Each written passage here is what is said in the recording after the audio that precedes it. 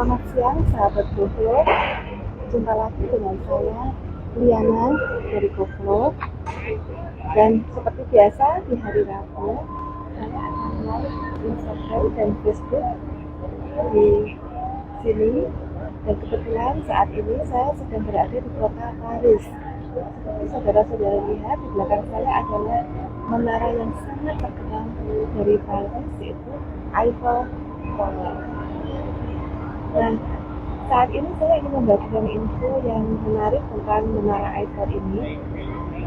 Dan Menara Eiffel ini dibangun oleh Gustave Eiffel di tahun 1889. Ini sangat menarik ya, di tahun 1889 Gustave Eiffel itu membangun menara ini dengan menggunakan bulan saja. Dan Menara Eiffel ini terdiri dari 3 lantai. Lantai dasar yang di lantai pertama itu, kemudian ada lantai 1, lantai 2, dan di lantai 3. Lantai 3 itu kecil sekali yang ada di untuk bisa mencapai ke lantai 3 itu, teman-teman harus nah, kalau untuk lantai 3 bisa kita naik tangga.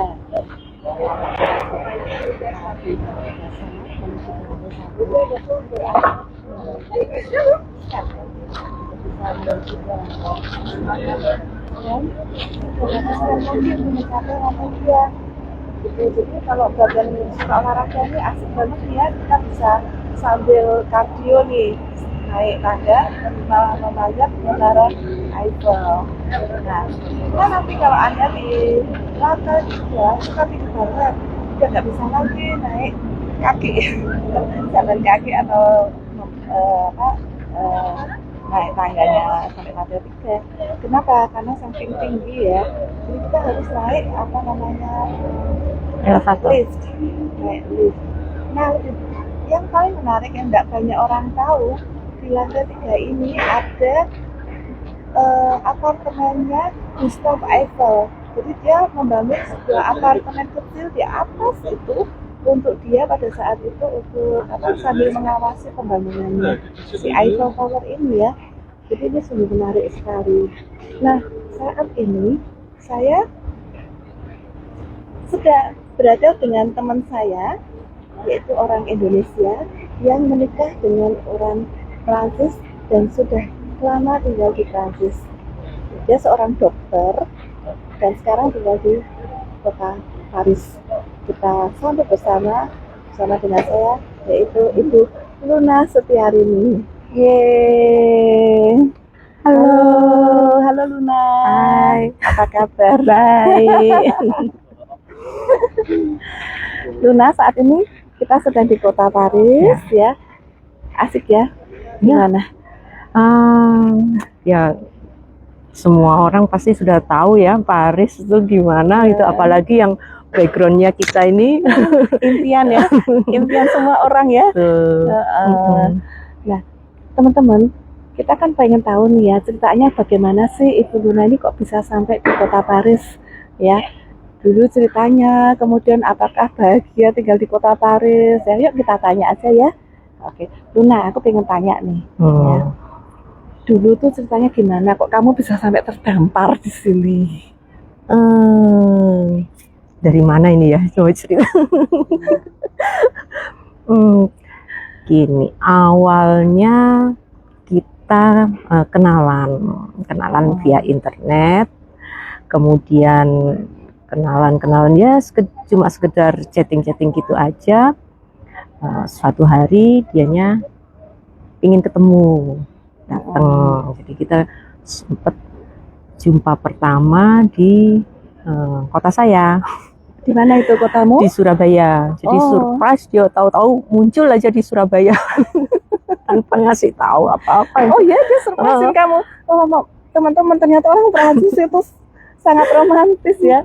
Mereka itu suka memberi surprise gitu. Lainnya apalagi sampai terbang ke Surabaya hanya untuk menemuimu. Ya, tadinya saya kira dia bilang mau makan nasi goreng. Oh, udah ketemu restoran Indonesia kali di Paris itu. Ya, saya mau makan nasi goreng di Jembatan Merah Plaza. Saya kaget, kok tahu Jembatan Merah? Oh ya, ternyata dia nginepnya di seberangnya itu ada plaza ini gitu. Jadi dia udah tahu nasi goreng duluan ya, sampai kamu kaget Iya. ya. Terus nggak kasih makan nasi goreng nggak? Ya, kan kaget ini tahu dari mana plaza ini gitu kan. Terus berarti kamu ada di sini. Iya, saya ada di sini gitu, bla bla bla. Akhirnya ya udah saya Kamu diintip dulu berhari-hari. akhirnya ya kita ketemuan lah. Oke. Terus ketemuan, terus berlanjut dengan chatting-chatting gitu ya. Iya, jadi ketemuan ya belum langsung kita pacaran gitu, enggak gitu kan. Kenalan gitu. aja. Nah, terus berapa lama sampai akhirnya dari berkenalan itu sampai akhirnya kok memutuskan menikah gitu dengan si orang Perancis ini? Penasaran ya kayak apa orangnya?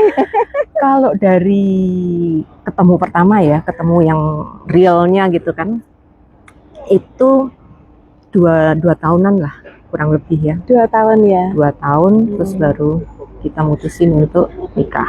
Tapi sebelumnya itu cuma ya chatting aja sih. Selama 2 tahun itu sudah cukup mengenal ya? Ya lumayan. Ya, yang penting kan kualitasnya ya, meskipun jarak jauh, tapi kalau memang itu berkualitas itu saya kira lebih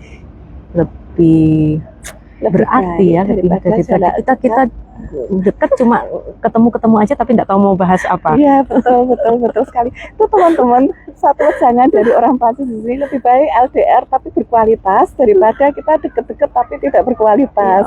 Catet ya. Asal ketemu orangnya yang bener ya, jangan dibohongin. Banyak sekarang kan yang ya. bohongan. Cuman bohong ya. Berarti kamu beruntung banget ya. Sungguh beruntung. Sungguh beruntung. Saya pengen tanya nih ya, kan teman-teman ini di Indonesia nih yang sedang nonton live kita nih ya, pengen tahu nih kehidupan di Perancis itu kayak gimana sih? Itu enak nggak tinggal di Perancis? Kemudian ada culture shock nggak gitu? Nah, kalau soal kehidupan ya, pertama itu yang bikin kita beda itu pasti karena musimnya. Karena di sini kan 4 negara 4 musim ya, beda dengan di daerah tropis yang sepanjang tahun suhunya sama. Itu pertama di situ. Jadi kita adaptasi di situ, kita adaptasi di bahasanya, kita adaptasi juga di makanannya. Sepertinya kalau belum pernah ngerasain yang kayak gitu, tahu-tahu pindah ke suatu lokasi yang sangat berbeda kan lumayan ini ya, lumayan kaget gitu. Oke, terus kemudian bertahap adaptasi dalam segala hal ya, dari lebih soal makanan, karena kan ya tahulah kita di Indonesia jarang makan keju ya. Di sini banyaknya keju, terus minumnya serba kebudayanya di sini kan banyak minum alkohol gitu kan. Itu yang kita berarti suka minum alkohol. Kalau sayanya sih enggak, cuma saya ya karena untuk orang-orang di sini kalau setiap kali ada undangan makan, undangan pokoknya ngumpul-ngumpul ada gitunya ya, paling kita cuma sosial apa namanya, pertemuannya untuk gitu ya. Cuma sekedar nemenin aja tapi nggak sampai kalau saya sih pilihnya yang jus aja. Ya. Tapi kalau nggak sama sekali kan kurang enak juga ya. Nah, saya tahunya tuh kalau orang Perancis nih kalau punya dinner gitu sampai lama banget tuh nggak selesai. Betul ya? Betul. Sampai berjam-jam ya. Beda sama orang Indonesia 3 ya. jam, wah itu agak sedikit berteduh. Panas. Ya ini ya. Kelihatan nggak ya tuh di lantai 2, lantai 3-nya tuh banyak orang-orang yang jalan di situ ya. Ya teman-teman kalau nanti suatu hari ke Perancis harus mampir ke Eiffel Tower ya. Nah ini terus kita lanjutkan ceritanya Luna sambil jalan aja. Sambil kita jalan yuk. Sebentar kita nanti kameranya supaya teman-teman tetap bisa melihat keindahan Menara Eiffel ini. Kemudian gimana Luna ceritanya di situ? Ini sampai di mana tadi ya? Makan-makan dengan minum-minum. Oh iya, kalau undangan dinner gitu, emang bukan kita datang langsung untuk makan gitu, enggak ya. Kita datang itu biasanya budayanya itu kita bawa, yang diundang itu bawa minuman. Oh, gitu. Nanti yang tuan rumahnya nyediain makanan gitu kan. Tergantung dari ininya, dari itu lagi acaranya apa gitu ya, misalnya kayak cuma sekedar ngobrol-ngobrol biasa atau ada acara itu seperti malam Natal untuk teman dekat gitu kan, karena kan di sini ya kita keluarganya keluarga kecil, jadi kadang pas acara Natal itu karena jauh dari family jadinya dari teman-teman dekat yang ngumpul. Nah, by the way, ini kangen nggak sih sama keluarga di rumah di Surabaya? Ya sebetulnya kangen ya. Kangen ya. Berarti sering pulang ke Indonesia dong? Kalau dulu lumayan, tapi sekarang kan orang tua sudah nggak ada ya, jadi kayaknya udah berkurang juga. Udah nggak terlalu pengen ya. Jadi yang yang dituju kalau di Indonesia udah kurang ya orangnya, paling cuma saudara aja sih. Berarti besok Luna akan terus tinggal di Prancis nih ya, sampai tua akan di sini terus. Kayaknya lebih enak di sini ya, udaranya lebih ya. Kalau sebetulnya sih saya itu males pindah-pindah. Capek pindah-pindah ya. Capek ya pindah-pindah ya. Kalau soal udara ya tetap kita mesti adaptasi ya. Terus makanannya juga di sini kelihatannya kok keju-keju, terus apa enggak enak untuk tiap hari makan kayak gitu? Kebetulan nggak terlalu banyak kita konsumsi keju sih. Cuma memang produk-produk susu itu memang makanan yang diolah dengan produk susu banyak sini memang macamnya ya. Jadi kalau yang rasanya masih seperti masakan di Asia, meskipun itu masakan Eropa, lidah kita masih nyambung lah. Oh, masih bisa ya. Karena banyak juga sih. Masak Indonesia enggak? Masak Indonesia nggak setiap hari. Nggak setiap hari. Tapi suamimu suka makanan Indonesia? Ada beberapa. Ada beberapa, terutama itu ya, golongannya masakan Padang ya. Oh, rawon. Kok rawon? Rawon kan Surabaya ya?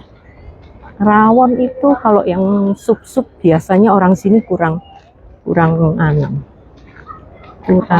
suka ya, rendang, gulai yang kayak gitu-gitu. Ini kita sekarang gado-gado.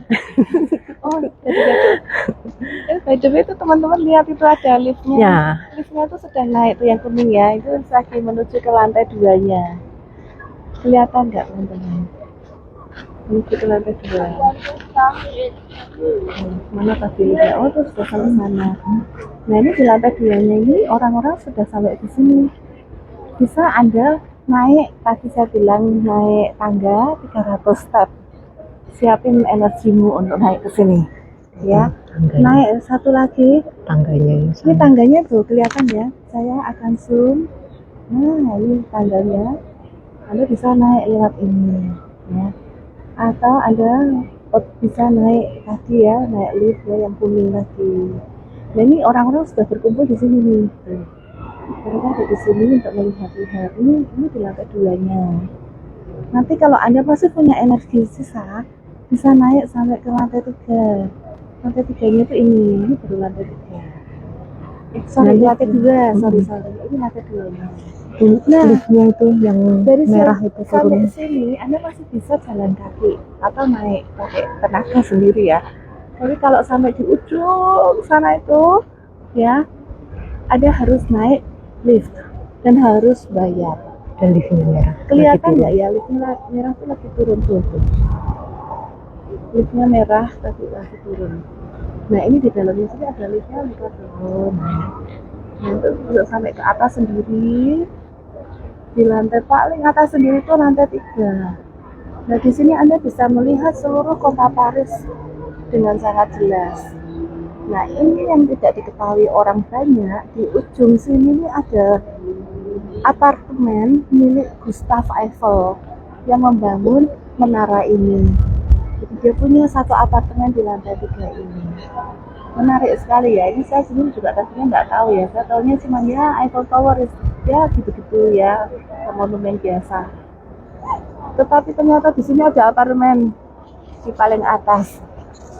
Dan kita harus siapin energi kalau mau naik sampai di lantai 2. Karena nggak bisa naik lagi ke lantai 3 dengan tangga. Jadi kita harus naik lift. Ya, kita lanjut lagi ya. Lanjut ngobrolnya lagi, tapi sampai mana, Luna? Sampai mana tadi ya? Makanan. Oh iya, makanan. Tuh, orang-orang lagi jalan. Kelihatan nggak ya?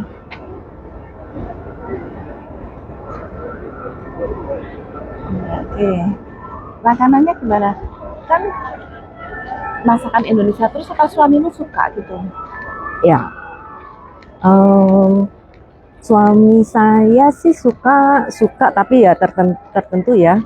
Secara umum kalau memang disuguhin sih dimakan. Cuma yang favorit itu yaitu tadi seperti rendang, gulai, yang bau-bau santan ya. Tapi kalau kita bilang ini masaknya pakai santan, kebanyakan orang barat nggak suka. Tapi kalau langsung disuguhin gitu aja, oh enak ini. Terus selain makanan, apalagi culture shocknya? Apa ya?